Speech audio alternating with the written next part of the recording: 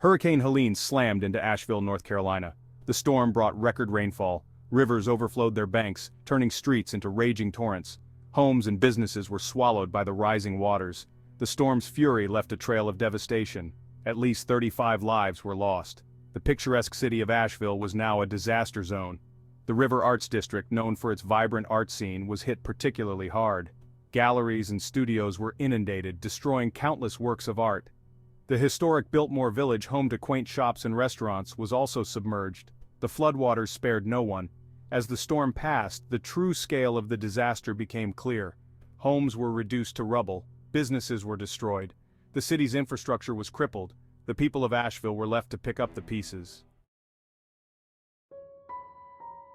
The devastation caused by Hurricane Helene evoked memories of a similar tragedy.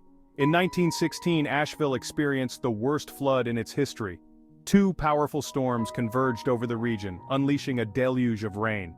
The French Broad River, which winds through Asheville, swelled to an unprecedented level. The 1916 flood claimed the lives of at least 80 people. Bridges collapsed, buildings were swept away. The city's infrastructure was decimated. It took years for Asheville to recover from the disaster. The similarities between the 1916 flood and the recent floods caused by Hurricane Helene are striking. Both events highlight the vulnerability of Asheville to extreme weather events. They serve as a stark reminder of the destructive power of nature. Behind the statistics of destruction are the personal stories of those whose lives were forever changed by Hurricane Helene. Alexis Dossett, a single mother, lost her home and all her belongings in the flood. She and her two young children were forced to evacuate to a shelter. Mark McCauley, a retired teacher, narrowly escaped with his life when a tree crashed into his bedroom during the storm. His home was severely damaged and he lost most of his possessions. Despite their losses, both Dossett and McCauley expressed gratitude for their lives and the support of their community. Throughout Asheville, similar stories of loss, resilience, and community support emerged.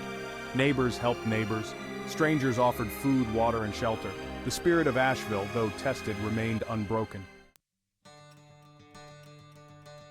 As the floodwaters receded, the people of Asheville began the long and arduous task of rebuilding their city. Emergency responders worked tirelessly to rescue stranded residents and provide aid to those in need. Volunteers poured into the city, offering their time and resources to help with the cleanup effort. Local businesses donated food, water, and other essential supplies to those who had lost everything.